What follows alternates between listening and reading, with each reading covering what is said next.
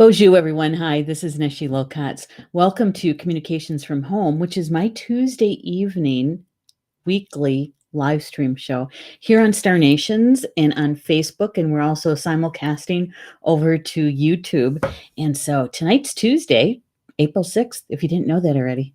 Hang on, I got to do one little thing here because here we go. Got to get the little thing up on the screen. There we go. Hi, everybody. I'm so glad you could join me this evening. I don't know about you, but where I live in Toma, Wisconsin, which is in the northwestern part of the state, it was a gorgeous, gorgeous day out, warm. And this is the fourth day of warm, sunny weather. And so Paul and I have been out doing yard work because it's springtime, right? You got to do that stuff. So anyway, I am so glad you guys could take the time to join me this evening because this is another episode, we'll call it that, of this series about the calibration journey. And tonight is all about meditation. I know the word meditation either conjures up angst or it's like, oh, I really love to meditate.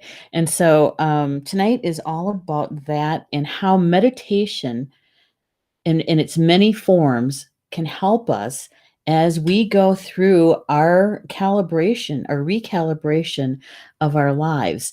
Some of you may know that Paul and I have been through some major changes in our personal life, and which some people say, you're starting a brand new chapter. And it's like, yeah, but actually it's more like a brand new book because that's how big the changes were. And so I thought, why not share that journey with all of you?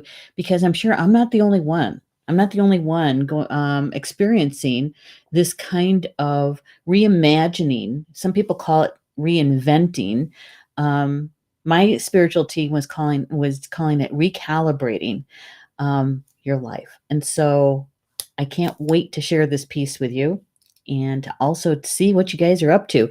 Because, one of the things I know for sure is that when we share our personal experiences, we learn from each other. So if you have any tips that work for you in meditation or with meditation, please go ahead and share it.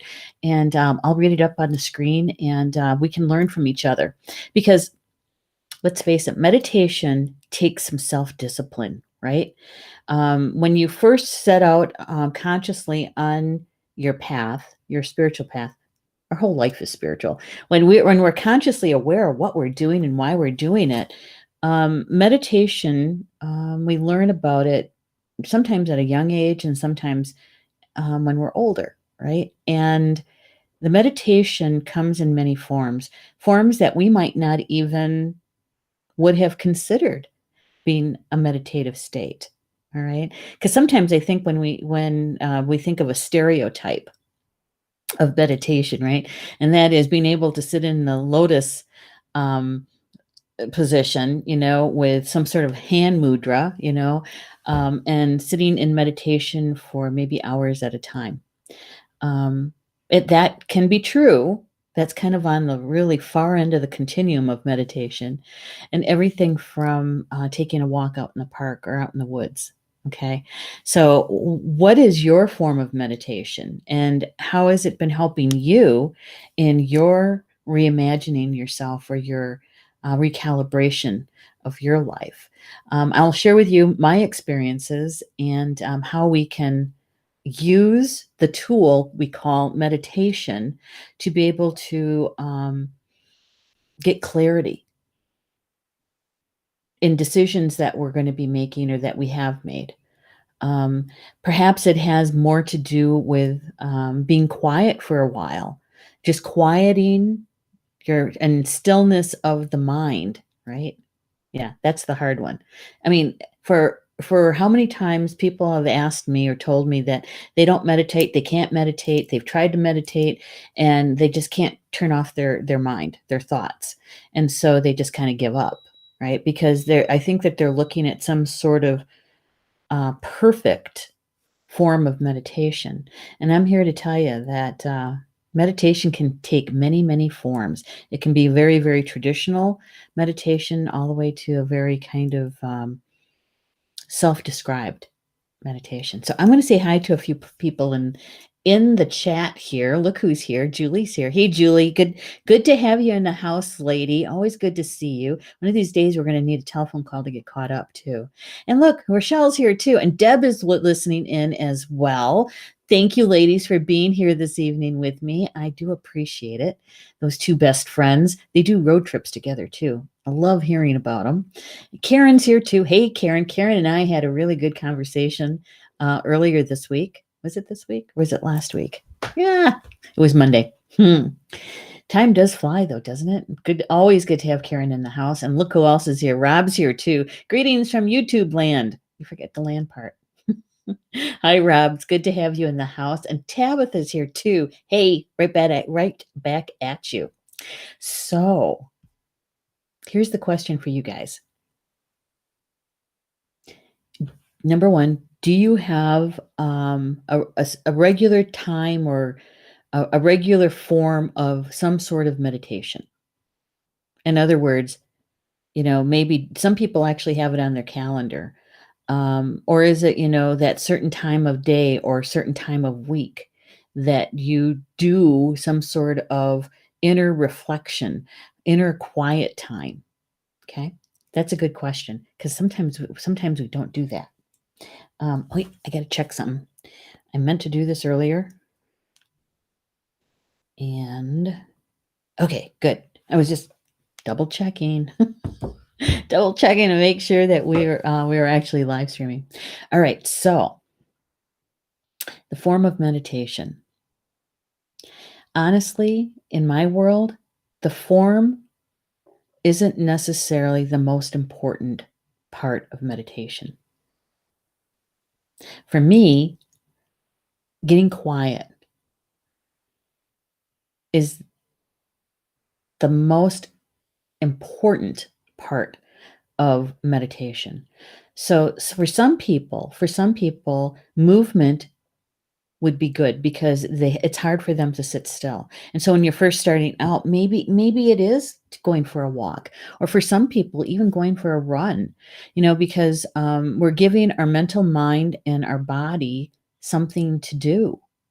And so that part of us, that emotional and spiritual part of us, can actually be busy with spirit. So that, because our mental mind and our physical body is doing something.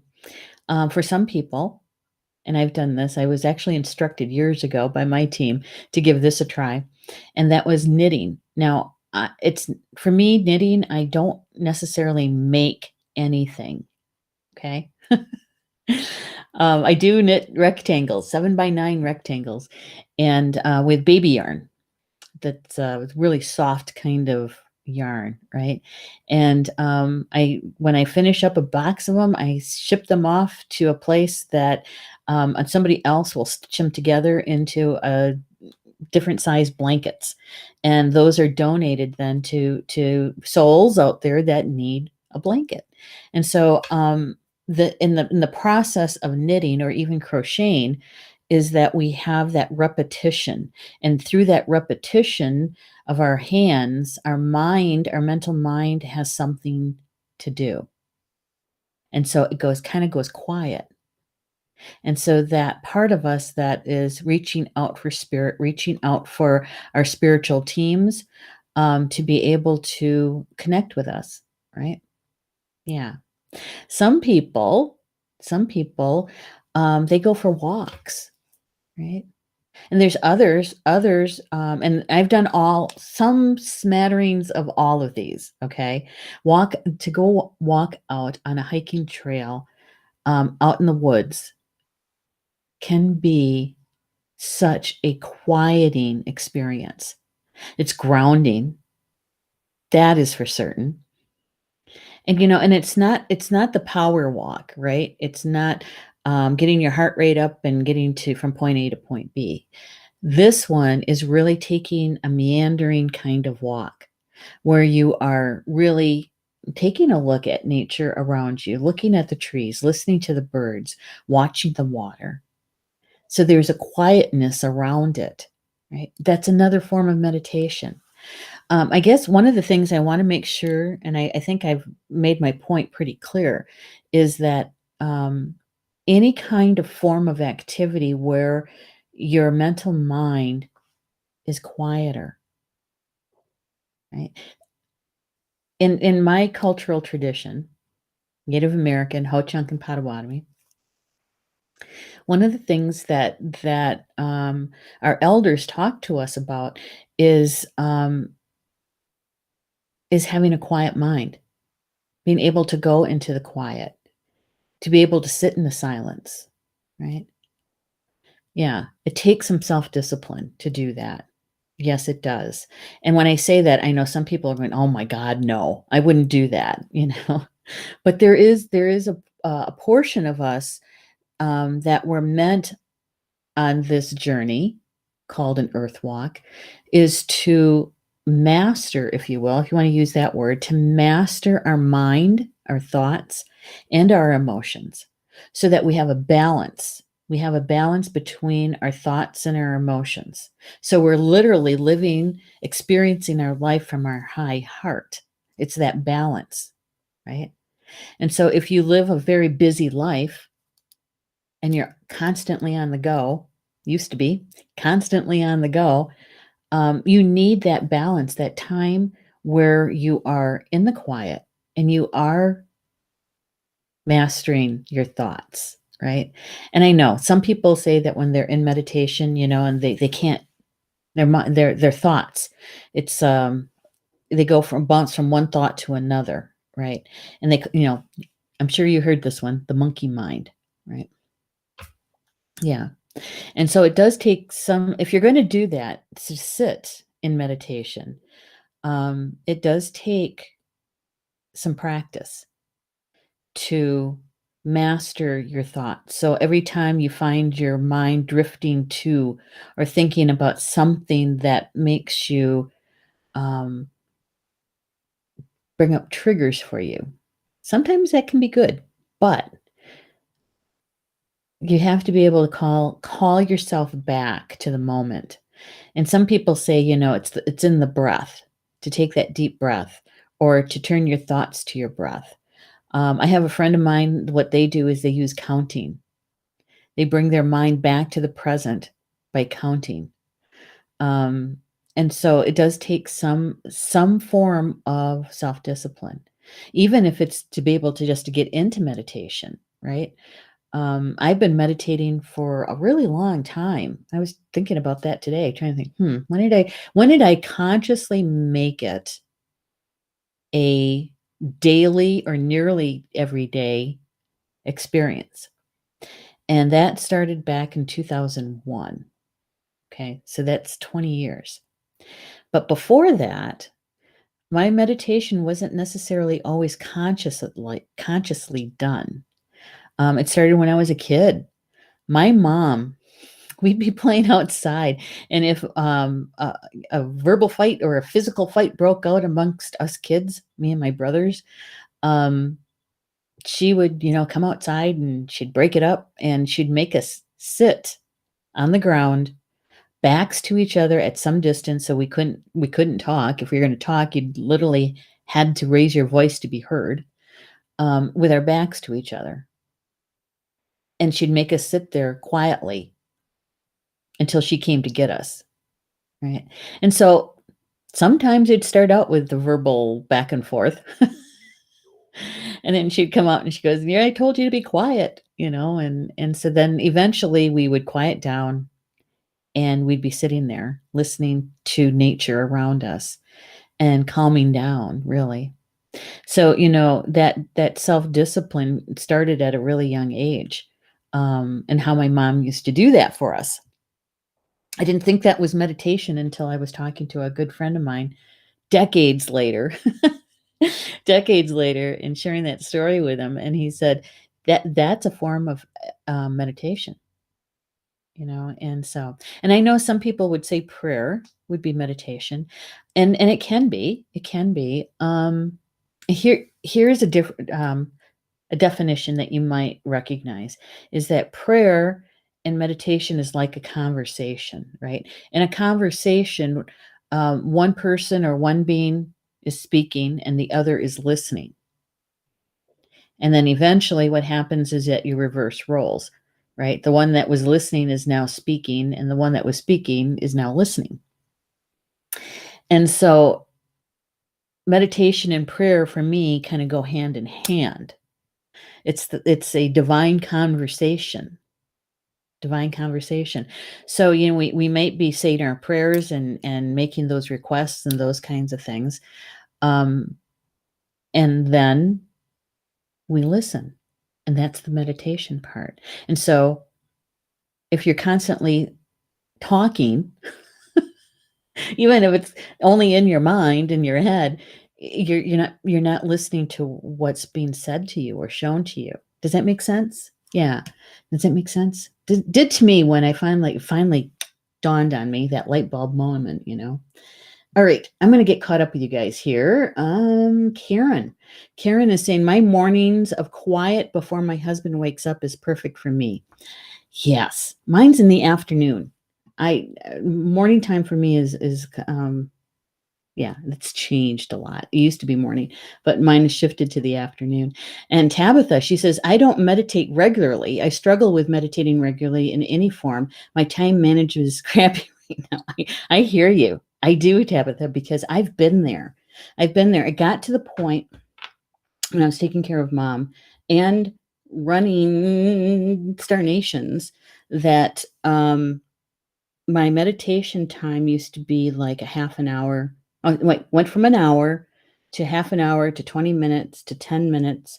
And then it got to 5 minutes. And sometimes my meditation time was literally standing at the window with my coffee or my tea and just taking a couple deep breaths and just watching the wind or, with the leaves and those kinds of things. And it was just moments. And so I understand what you're saying, Tabitha, because I've been there. Rob says running was excellent until I messed up my legs. It's not good on your body. Well, running isn't, no. But if you are the kind of person who is more kinetic, that the movement kind of thing, it can be good to do the walking, to do some sort of movement with it. Even if it's walking on a treadmill. It's about, again, it's about the self-discipline, I think. All right. And he says, but there's nothing like a runner's high. I agree. When I used to run, when I was much, much younger, when I was doing powwow competition dancing, I used to run for the stamina and the endurance, right? And it wasn't long distance. I would run anywhere between a mile to 2 miles every day. And yeah, and it was toward that end of the run that you just feel great. There's nothing like that kind of endorphin high, right? Yeah, except the thing is that when we're talking about meditation, the endorphin high isn't the intention, right? It's not the intention. Yeah. Yeah, Rob's saying now meditation is mostly the sacred grove ritual. Yeah. And the thing is that if you can take what we're calling meditation and couple it or blend it with something that has a deep meaning for you, the chances are of you actually doing the meditation increases, right? And so it's kind of like a reward in a way. And I think that's why ritual does something for us is in our human minds, in that ancient part of us that recognizes the ritual and the sacredness. And so our mind says, oh, something important's happening here.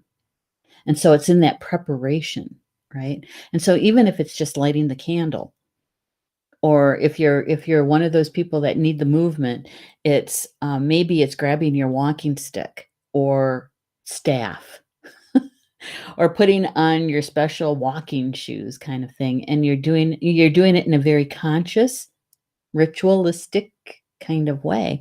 And so you're kind of bringing together elements of something that has deeper meaning to you.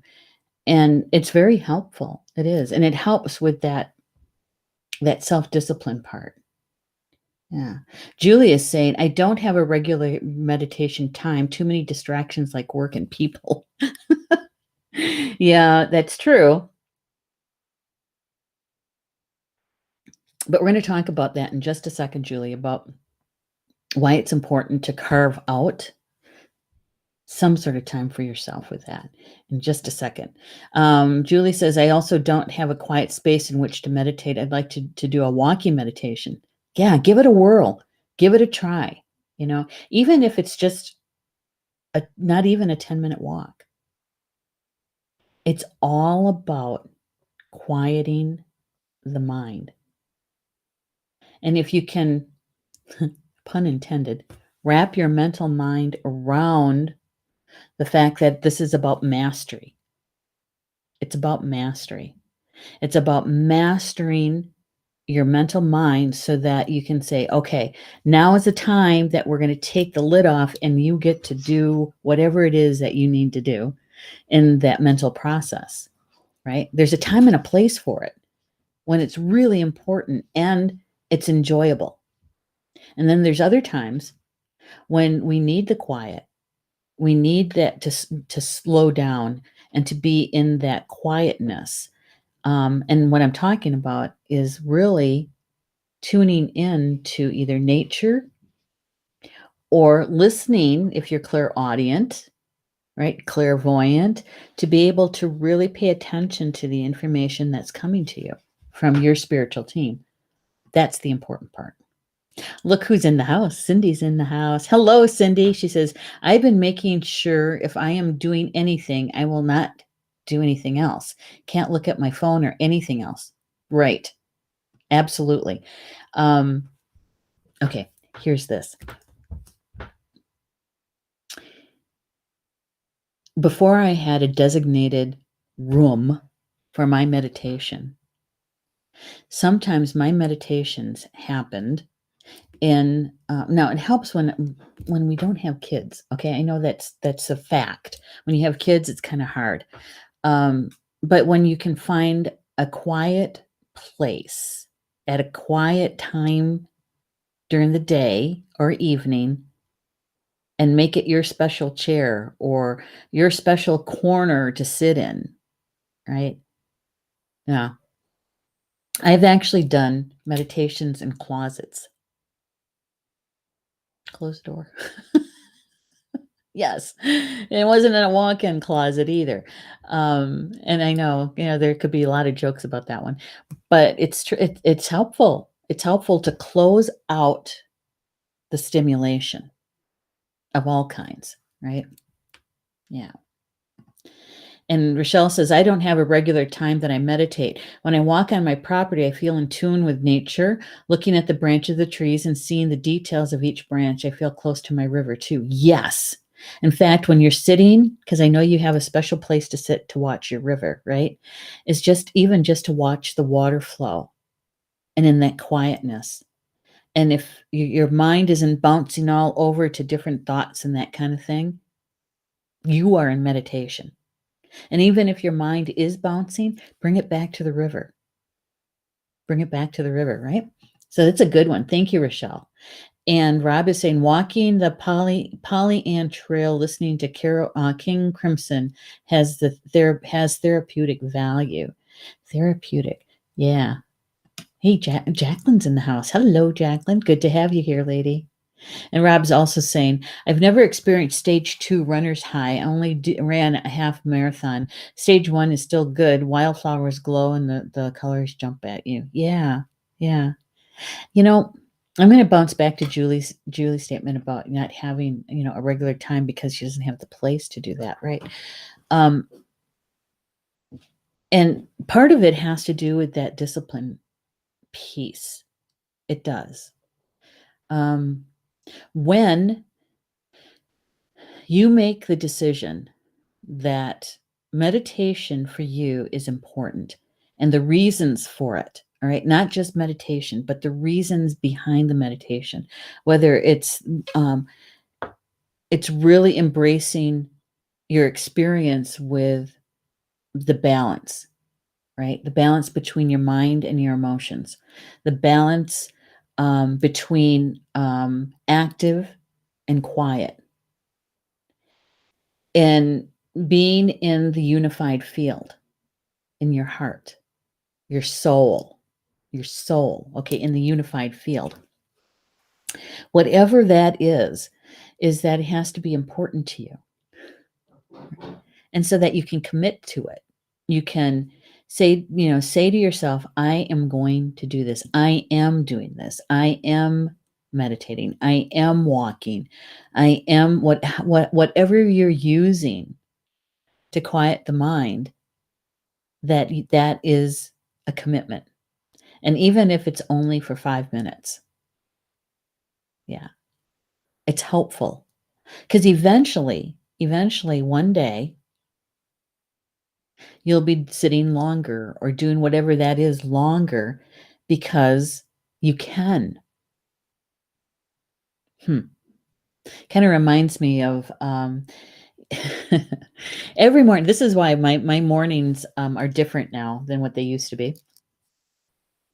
And so that's why I'm meditating in the afternoon, is that in the mornings, starting this week, I had already been doing this, but this week there's more schedule around it, where I'm actually setting my alarm to get up at 7:30.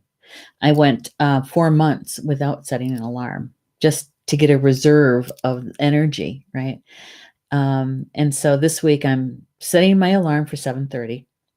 I come downstairs and take my first glass of water. I do my glucose testing. I take my Jardiance for my diabetes, and then I come down here and I do stretching. I bought a DVD for just gentle stretching. Okay. And there's a couple of different variances to it. And so I found one of them on the DVD that I really like a lot. And it's because I used to be limber. And I found I wasn't limber anymore. And so we got to fix that, right? So with the stretching, one of the things that I noticed is that when I first started, my stretching wasn't very far at all.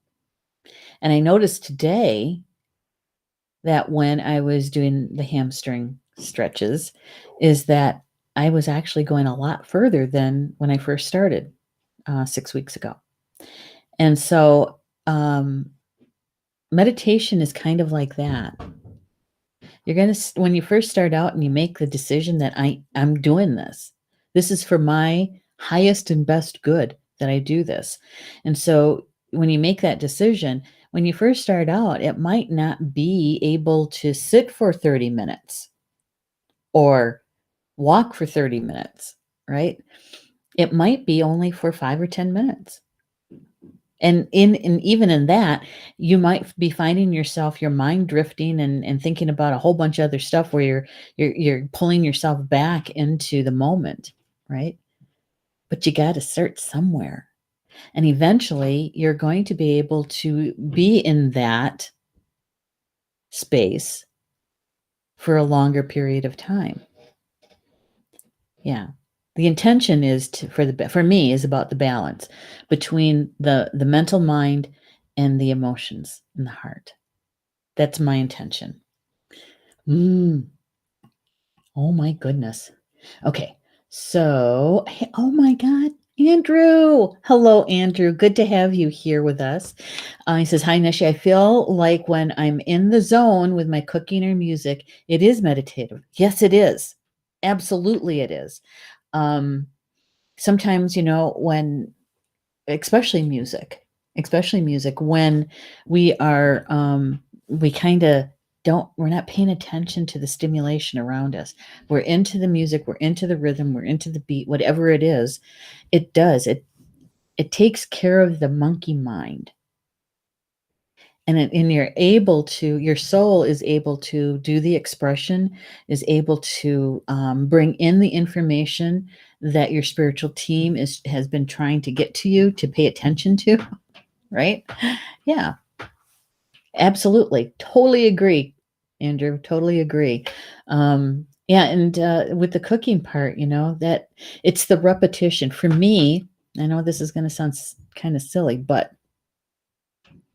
I've gotten the best spiritual information, psychic hits from my spiritual team when I'm doing mundane things like doing dishes by hand, vacuum cleaning, dusting,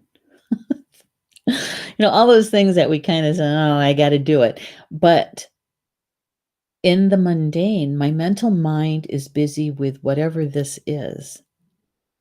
And I can actually pay attention to what is being shared with me by my spiritual team. These days, it is coming through automatic writing and meditation.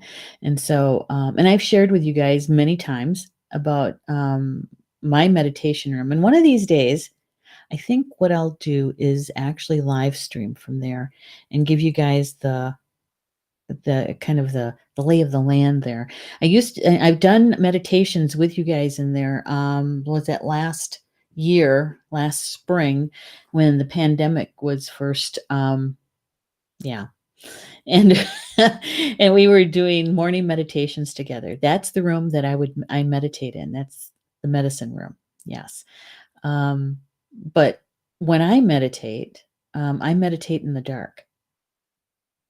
And I also have, because of the classes that I've taught through for Awakening Illuminated Heart, which I call Journey to Remembering, we do have masks. They're mindfold masks that cover your eyes. You can actually open your eyes in there, but you're not going to see anything. It's because it's dark.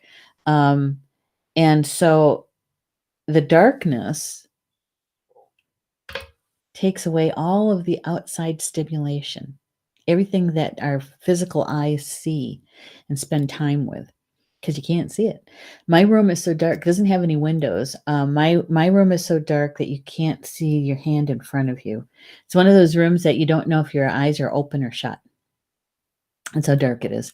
And so that room has really been a very different kind of experience with meditation. And I know a lot of people they don't have the space for that, or they don't have the ability for that kind of meditation room. But if you ever have a chance to experience that kind of meditation, yeah, take it. And it does bring up stuff, though. It does. Things that you may have not wanted to address or to acknowledge, being afraid of the dark. Other traumas that might have happened in darkened areas, and you haven't faced those fears, you haven't healed the trauma, and so it does bring up stuff, for sure. It will. But eventually what happens is that it becomes a space that is comforting. It's quiet. And as a triple fire, it was a gift that I didn't know I needed. Because I thought I was just meditating. I was doing fine with my meditations, my meditative time. I was doing fine with it until I had that experience. And it's like, oh my goodness, this is what it's like to be in real stillness, real quiet. Yeah. But if you have a chance, I would give it a whirl. I would highly suggest it. Rob is saying, listen to Dance Number 4 by Philip Glass that carries the key and musical knowledge to what Neshi is talking about. Ooh, Philip Glass. All right, we're going to have to, is it on YouTube? Because I could YouTube it pretty easy.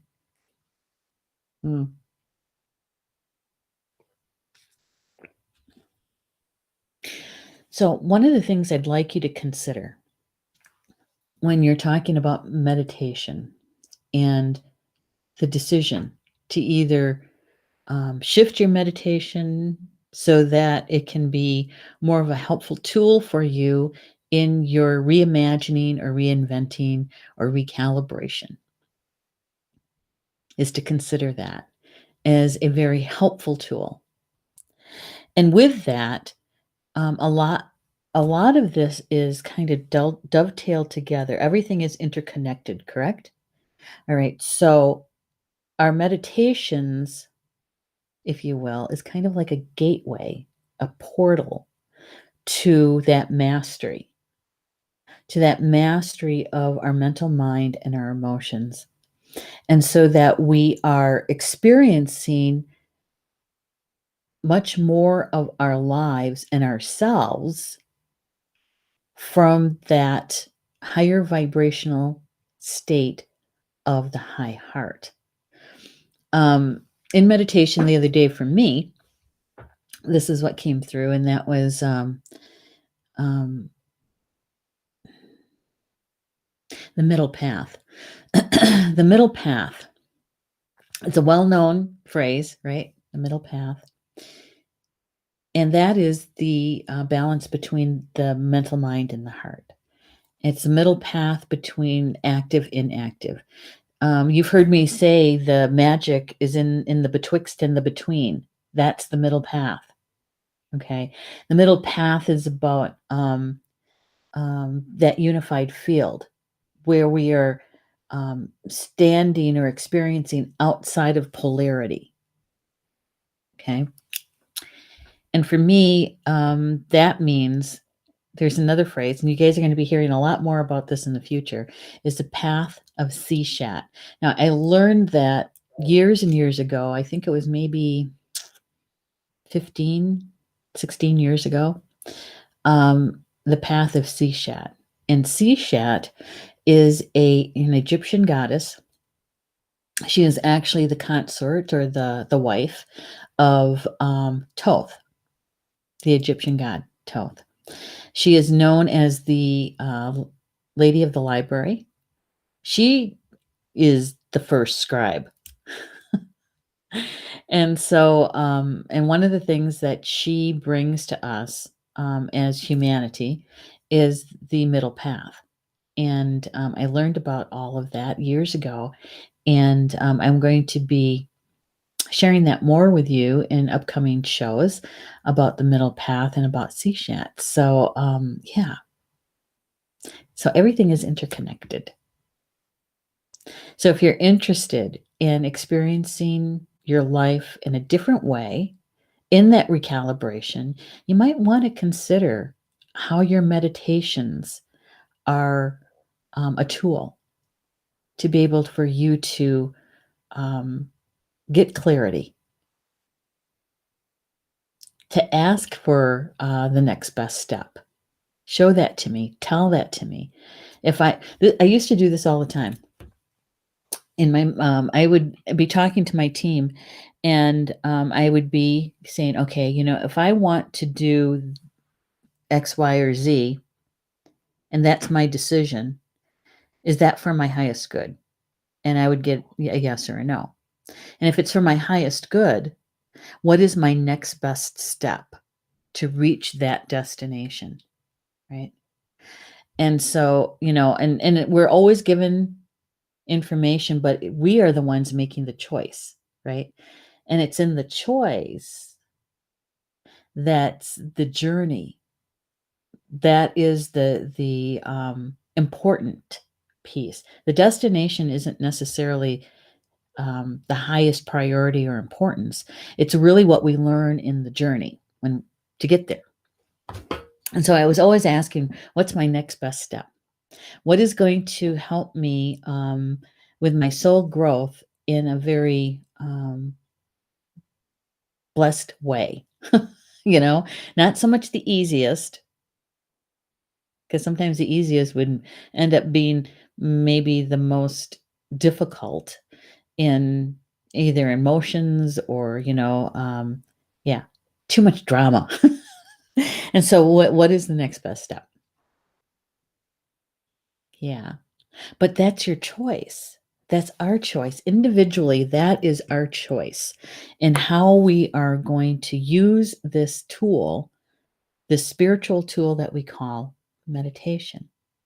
And I've chosen to use this tool in meditation it started out in this recalibration journey as a quiet place, a place of stillness, because I needed that. My emotional, my physical, my mental bodies needed that stillness because of all the experiences that Paul and I have had with our moms and all of that and all the big changes. I needed the quietness. And so to be able to go and sit in my meditation room in the dark by myself and in the quietness, and I go into bringing love to my heart for Grandmother Earth and Grandfather Sky. And so I bring myself to consciously to that frequency of love. And then I call in my spiritual team because they're here with me all the time, but I'm turning my conscious mind to them and saying, please come sit with me. Come sit with me in the stillness and in the quiet. And they were still and they were quiet up until, I don't know, probably 2 months ago, something like that. And so, yeah, that's how I'm using it. But your experience is your decision. And if you're not going to use meditation, my suggestion is to find some other method, some other tool to be able to help you to remember how to be in the middle path, to be in that balance between the mental mind and the emotions, whatever that is for you. That's the most important part because that's going to help you loads in this next piece, this next journey steps that we're taking together. Um, you know, out there, out there in the world, things are so different than what they were a year ago, 2 years ago, right? There are so many shifts that have occurred due to the pandemic, but more than that, there are so many shifts that have happened in the environment, right? There are so many shifts that have happened politically, within religion. There's lots of stuff going on out there, and in order for us to be in our best, to be in our most, I don't know, how is this going to be phrased? Our most optimal self in order to weather all of that. Yeah, balance, balance. And so this is a gift that we can bring to ourselves consciously, and it does take that self-discipline. It does. It does. Yeah. It's one of the tools that I think is going to be very useful as we move forward as humanity globally. And eventually, when we're on the other side of the pandemic, when we are in those, possibly, when the energy starts to wane and it's still kind of here. It's kind of like when the moon changes, we have the waxing and the waning. When it's in that waning and we're on the other side of that, I do believe that how we keep our balance, how we're grounded, how we are recognizing the connection between all things, it's going to be really important. Really, really important. So, using the tools is a good thing. It's a good thing. Okay. I got a couple things for you guys. I know it's 1:45. If you have any questions about that, or if you want to share anything about your experiences with meditation and using it as a tool for your recalibration, your reimaging or eventing, please put it in the comments because we learn so much from each other. And in this community, Star Nation's a community, we help each other a lot. We really do. And so if you have some tidbit that has worked for you, please go ahead and share it. And I'm sure it'd be helpful to someone else. Okay, so as I was prepping for this show, I was thinking about the back issues of the magazine, Star Nation's magazine. We have so much rich depth in the information that we have in those back issues that I wanted to share a couple of them with you in the event that you would be interested in reading more about it or seeing it from one of the contributing writers' perspectives. And so it's really kind of helpful. And before I forget, though, because I start talking and I forget to do things. All right, so I'm going to give you the link for it. Now, I'm giving you the link to our partners at MagCloud.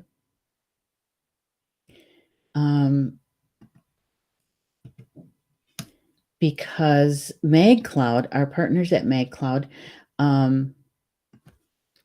they offer the magazine, those back issues. It won't let me make change here. Oh, there we go. They offer the magazine in PDF and digital web viewer and print on demand. Now, the digital is probably the easiest to do, and the magazines are $2.99. Okay, so they're pretty reasonable. You do have to download MagCloud's free app for your phone or tablet or your desktop, but it's free. So there's the link, but I'm going to show you guys 3 different issues that I thought would be helpful. Okay, so this one, oops, I'm going to take down there we go. Get that out of the way. All right, so this is the May issue of 2018, issue 60. In this particular one, you have a couple of different things about meditation. Ortrun has the bonus meditation, the process of going within. Now, if you've never experienced one of her meditations, you're in for a treat because her voice is so good with meditations. And the acceptance and compassion through the heart is another good one. And there's other articles within each one of these issues that have other articles about meditation as well. They're just not on the front cover. So that's May 2018, issue 60. Okay. And next one is, this one is June 2020. And that's issue 85. Don't you love that cover? Oh my God. This particular picture was taken by he's a friend, but he's also family. Danny. Dan is a professional photographer out in Washington State.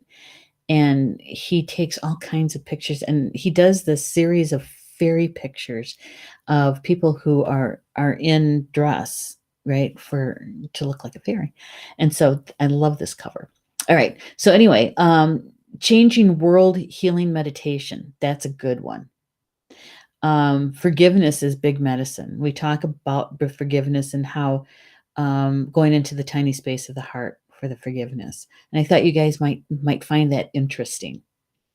Okay. And the next one is, this one is August 2016, issue 37. Seen through the eyes of magic, cultivating intuition. Yep. And Okay. And so in this one, Orchard actually has a meditation about connecting the third eye. That's about clairvoyance, but it also is a meditation and how you can be in meditation to activate that. And so I selected these three because they each have somewhat different kinds of meditation or talking about meditation. Okay. All right. So I hope those are helpful to you guys. Yeah, it's always good. All right. I want to see what Karen's saying here. She is saying, yeah, so many shifts that have been a punch to our awareness.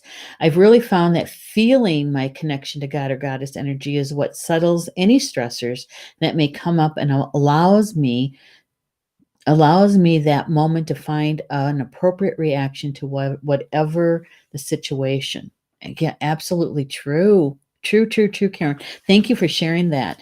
Um, yeah, it's in that balance. It's in all the work that we've done. And I'm saying we because we have all done a lot of our own healing over the years, right?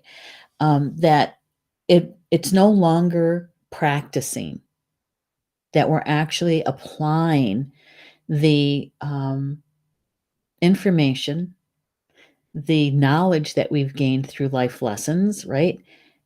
And when we in that application that we do of that knowledge becomes wisdom, becomes wisdom, becomes our wisdom. And so, Karen, thank you so much for sharing that because it is about the feeling of the connection, right? It is about recognizing that this emotion or this feeling that I have when I'm upset compared to when I am when I feel my connection to God or goddess. Yeah.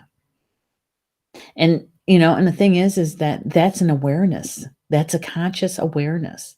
That's being awake. It's being awake. Thank you for sharing that.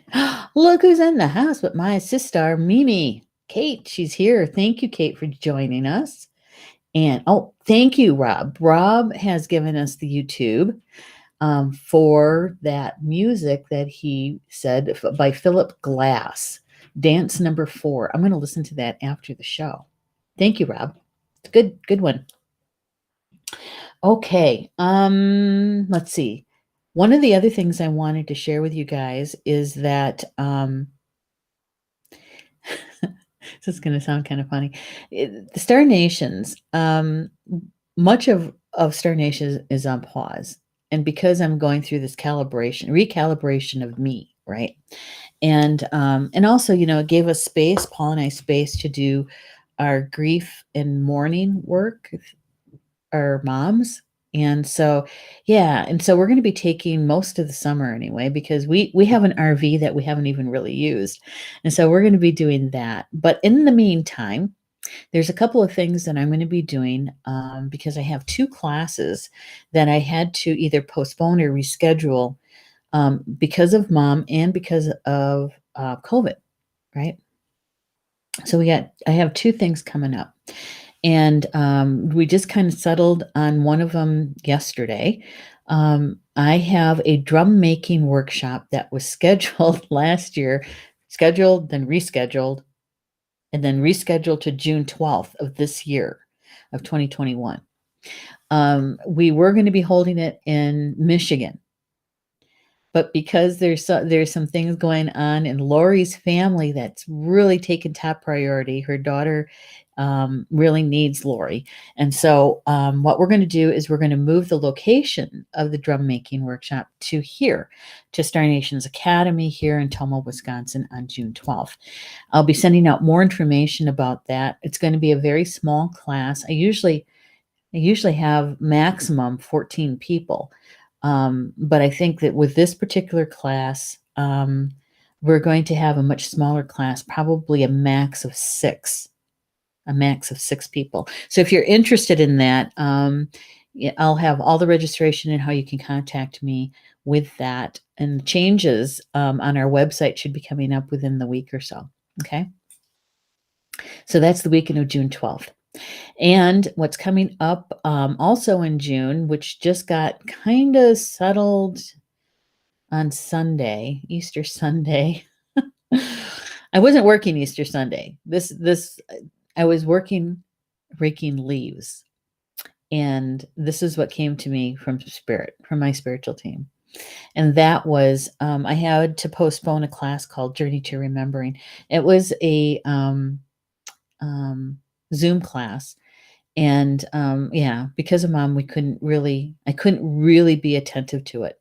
And so Karen and Rob had been waiting for me to announce, what are we going to do with this class? And so, yeah, the decision, and I'm going to put something out about this too, is that it's actually going to be an in-person class. I know.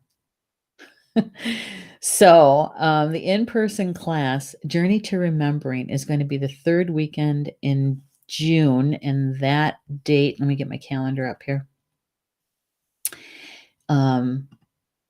June. So that would be, it's going to be a 4-day class, June 17th through June 20th. June 17th through June 20th. And again, it's going to be a small class. It's only because I want to make sure that my physical energy is going to be in a good place to carry it, right? And so rather, because that class, when I have it in person, many times we have up to 15 to 25 people in that class. But with this one, it's going to be small. It's going to be between 6 to 8 people, and it's going to be very, yeah, intimate. And so, if you're interested in that, you will have the information for class information and registration. And if you ever have any questions about any one of those classes, you can just private message me here at Facebook, and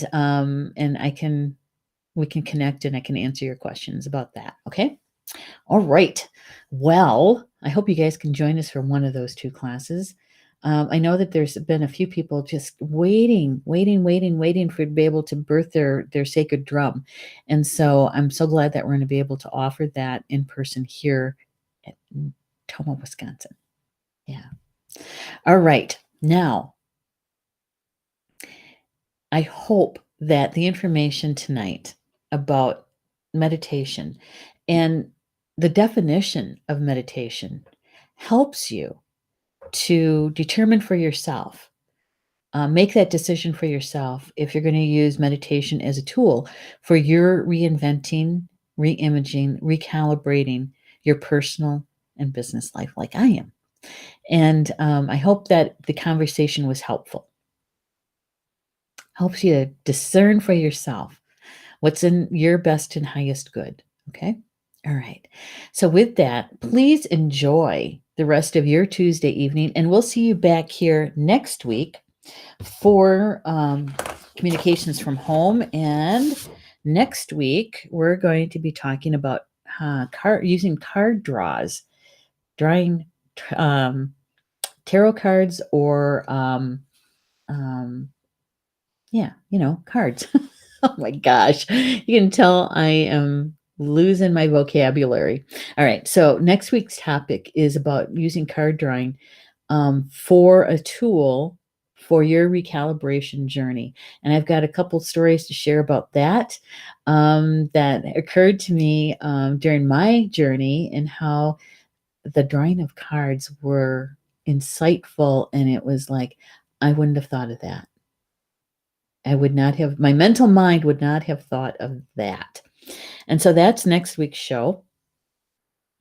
And also on the 27th, the last Tuesday of April, I'm going to have a guest with me. And I hope you guys can join us, because you haven't seen her in a while.